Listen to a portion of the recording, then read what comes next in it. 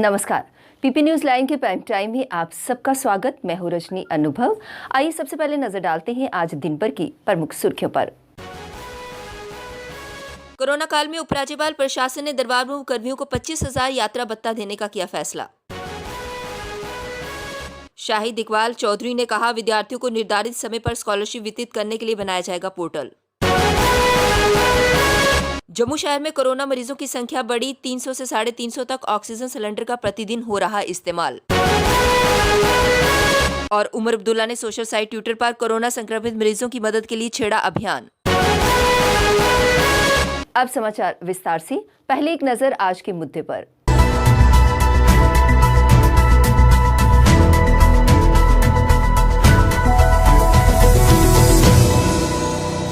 Madras high court ने कहा है कि कोरोना के दूसरे दौर का भयानक जो चल रहा है, इसकी जिम्मेदारी चुनाव आयोग पर है।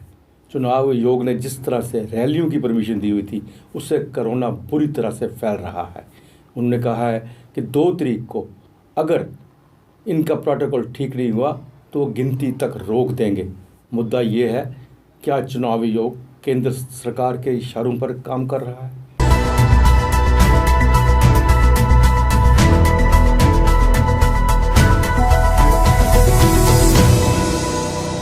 जनजाति मामलों के विभाग के प्रशासनिक सचिव और मिशन यूथ के मुख्य कार्यकारी अधिकारी डॉक्टर शाहिद इकबाल चौधरी ने कहा कि विद्यार्थियों को निर्धारित समय पर स्कॉलरशिप वितरित करने के लिए पोर्टल बनाया जाएगा।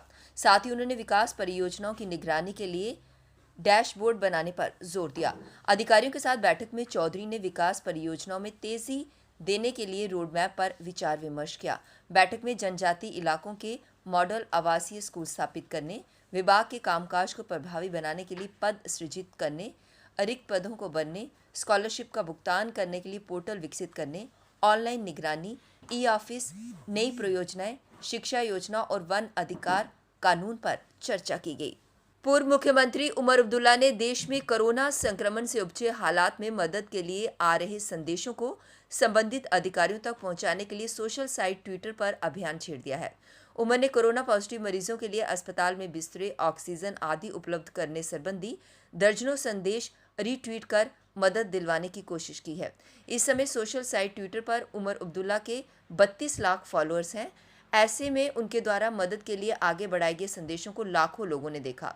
उमर अब्दुल्ला इस समय कोरोना से संक्रमित है व उनका इलाज चल रहा है। उनके पिता फारूक अब्दुल्ला भी कोरोना से संक्रमित होने के बाद अस्पताल में उपचाराधीन है। उमर ने रविवार को दिन भर लोगों के मदद संबंधी संदेश रीट्वीट कर अपनी जिम्मेवारी को निभाया।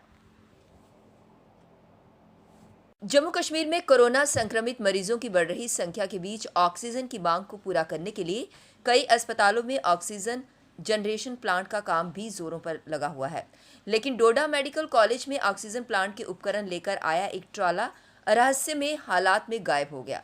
इनकी जानकारी जब मैकेनिकल इंजीनियरिंग विभाग और जीएमसी डोडा प्रशासन को लगी तो हड़कंप मच गई।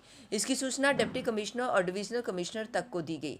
इसके बाद रविवार को उपकरण बेचने वाले पैकथरम प्राइवेट लिमिटेड के खिलाफ डिप्टी कमिश्नर के निर्देशों पर एफआईआर दर्ज हो गई। जम्मू कश्मीर में कोरोना संक्रमित मरीजों की मौत का सिलसिला जारी है। रविवार को रिकॉर्ड 21 कोरोना संक्रमित मरीजों की मौत हो गई। यह कोरोना संक्रमण के 1 साल के 24 घंटों में मौत का सबसे बड़ा आंकड़ा है। इसे मिलाकर अब तक जम्मू कश्मीर में 2147 मरीजों की मौत हो चुकी है। वही रिकॉर्ड संख्या में 2381 संक्रमित आए हैं। ये भी अभी तक का एक दिन में संक्रमित होने वाले मरीजों का सबसे बड़ा आंकड़ा है। अभी तक जम्मू कश्मीर में 1,60,755 लोग संक्रमित हो चुके हैं। वहीं 866 लोगों के ठीक होने के बाद अब तक 1,39,050 लोग ठीक हो चुके हैं। जम्मू शहर के प्रमुख कोरोना अस्पताल जीएमसी जम्मू में मरीजों की संख्या बढ़ने के साथ ऑक्सीजन की खपत में कई गुना बढ़ोतरी हो गई है। मरीजों के लिए लिक्विड ऑक्सीजन प्लांट और अस्पताल के खुद के ऑक्सीजन प्लांट से सप्लाई दी जा रही है। अप्रैल से पहले तक प्लांट से प्रतिदिन 20 से 30 सिलेंडर ही इस्तेमाल हो रहे थे, जो अब बढ़कर 300 से 350 तक पहुंच गए हैं। लिक्विड ऑक्सीजन प्लांट में हर 2 दिन बाद टैंक को भरना पड़ रहा है। जम्मू कश्मीर में कोरोना के बढ़ते मामलों को देखते हुए सरकार ने अगले आदेश तक सभी पेड पब्लिक पार्कों को बंद कर दिया है। इसके साथ ही एक अहम फैसले में जम्मू कश्मीर के सभी जिलों में रात के कर्फ्यू का समय रात 8 बजे से सुबह 6 बजे तक होगा। आपदा प्रबंधन कानून 2005 की धारा 24 के तहत मिले अधिकारों का प्रयोग करते हुए राज्य कार्यकारी समिति ने आदेश जारी कर कहा कि कोरोना के बढ़ते मामलों को देखते हुए सभी पेड पब्लिक पार्कों को अगले आदेश तक बंद रखा गया है। पार्कों में लोग नहीं जा सकेंगे। कोरोना काल में उपराज्यपाल प्रशासन ने दरबार मूव के कर्मियों के यात्रा भत्ता के तौर पर 25,000 रुपये देने का फैसला लिया है। संक्रमण के कारण इस बार दरबार मूव नहीं हुआ है, लेकिन श्रीनगर और जम्मू दोनों जगह सचिवालय में कार्य जारी रहेगा। बता दें कि यात्रा भत्ता दरबार मूव में शामिल होने वाले कर्मचारियों को मिलता है। इससे पहले डीजीपी दिलबाग सिंह ने शनिवार को कोरोना महामारी से पैदा हालातों और दरबार मूव की तैयारियों की समीक्षा की। पुलिस मुख्यालय में पुलिस अधिकारियों के साथ बैठक में सिंह ने कई अन्य अहम मुद्दों पर भी विचार विमर्श किया। लद्दाख में कोरोना संक्रमण के सैंपल जांचने की प्रक्रिया में अब तेजी आएगी। जम्मू से चिकित्सा उपकरणों की बड़ी खेप वायुसेना की मदद से लद्दाख भेजी गई। चिनूक और AN-32 हेलीकॉप्टर से कुल 1,700 किलो वजन की चिकित्सा उपकरण समेत आवश्यक सामग्री को लद्दाख रवाना किया गया। ये सामग्री Indian institute of integrative medicine Jammu की ओर से उपलब्ध करवाई गई। दोनों विमानों में 850 किलो वजन की खेप भेजी गई। इस सामग्री में 4 बायोसेफ्टी कैबिनेट, 2 सेंट्रीफ्यूगस और लेह व कारगिल के लिए 2 स्टेबलाइजर शामिल हैं। जम्मू में रक्षा प्रवक्ता लेफ्टिनेंट कर्नल देवेंद्र आनंद ने बताया कि सामग्री का मूल्य 1 करोड़ से ज्यादा है। लॉकडाउन का डर, नियमित काम न मिलना और बढ़ता कोरोना संक्रमण प्रवासी श्रमिकों को वापस लौटने पर मजबूर कर रहा है। हालांकि अभी प्रवासी श्रमिकों के लौटने की संख्या बड़ी नहीं है, लेकिन इसमें लगातार वृद्धि हो रही है। जम्मू रेलवे स्टेशन से जाने वाली ट्रेनों में लगातार वेटिंग बढ़ रही है। बिहार, यूपी और पश्चिम बंगाल जाने वाली ट्रेनों में वेटिंग बढ़ रही है।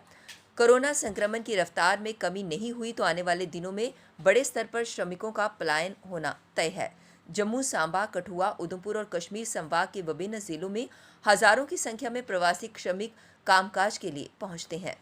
अब वक्त हो चला एक ब्रेक का, मिलते हैं ब्रेक के बाद। मजबूती की पहचान ACC cement, messrs Bishandas Jaswal and sons, authorised stockist, ACC cement, 45 transport Nagar, Jammu. Break के बाद बढ़ते हैं अगली बड़ी खबर की तरफ। Micro containment zone Gorkha Nagar में प्रशासन की तरफ से कोरोना टेस्टिंग कैंप लगाया गया, जिसमें लोगों से ये अपील की गई कि वे अधिक से अधिक मात्रा में आकर टेस्ट करवाएं ताकि इस महामारी से निजात मिल सके। हम government middle school Gorkha Nagar में कर रहे हैं। लोगों से ये अपील की जाती है कि इस जंग से लड़ने का ये एकमात्र तरीका है, इस जंग से हम लड़ सकें। जो इस बीमारी से हम जूझ रहे हैं, अभी वक्त दूर नहीं है, अभी हमने वक्त संभाला हुआ है।